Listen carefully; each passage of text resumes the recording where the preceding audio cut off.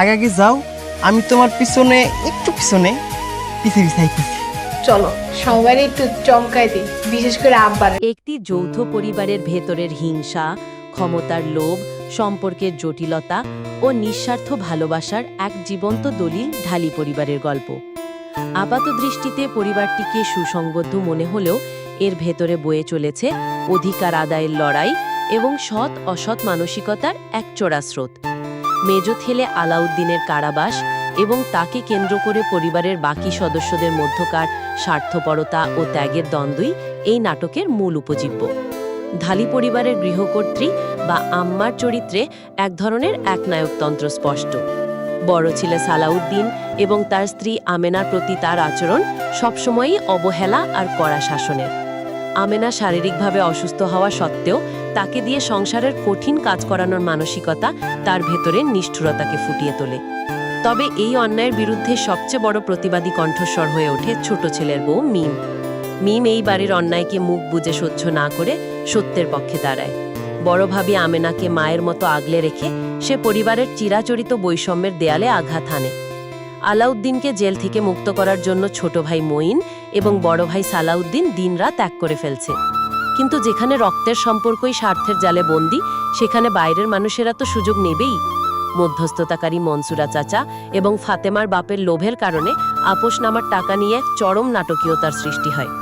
চুক্তির 10 লাখ টাকার মধ্যে 2 লাখ টাকা আত্মসাতের চেষ্টার কারণে শেষ মুহূর্তে আলাউদ্দিনের জামিন আটকে যায়। এই ঘটনা প্রমাণ করে যে অন্যায়ের উপর ভিত্তি করে গড়ে তোলা কোনো সমাধান কখনো স্থায়ী হয় না। পরিবারের মেজ ছেলে তৈয়ব চরিত্রটি একাধারে সুবিধাবাদী এবং ধূর্ত। একদিকে মেজ ভাই জেলে, অন্যদিকে বড় ভাই দোকানে হাড় ভাঙা খাটুনি খাটছে। এমন সংকটের সময়ও তৈয়ব দায়িত্ব এড়াতে পা মচকানোর মিথ্যা অভিনয় আশ্রয় নেয়। নিজের আরামায়েশ ঠিক রাখতে সে মা বাবার অন্ধস্নেহের সুযোগ নেয়। তবে সত্য কখনো চাপাপ থাকে না। সালাউদ্দিন ও মঈনের সামনে তার এই ভণ্ডামি যখন উন্মোচিত হয়, তখন পরিবারের ভেতরে নৈতিক ক্ষয়ের চিত্রটি আরও নগ্ন রূপ ধারণ করে। নাটকের সবচেয়ে আবেগঘন এবং চূড়ান্ত মুহূর্তটি আসে যখন আমেনা তীব্র শারীরিক যন্ত্রণায় মাটিতে লুটিয়ে পড়ে। নিজের কাজের ভয় ঢাকতে আম্মা যখন একে ন্যাকামো বলে উপহাস করছিলেন, ঠিক তখনই মিম এক বিস্ফোরক সত্য সবার সামনে প্রকাশ করে: আমেনা গর্ভবতী। এই একটি সত্য যেন পুরো ঢালি পরিবারকে স্তব্ধ করে দেয়।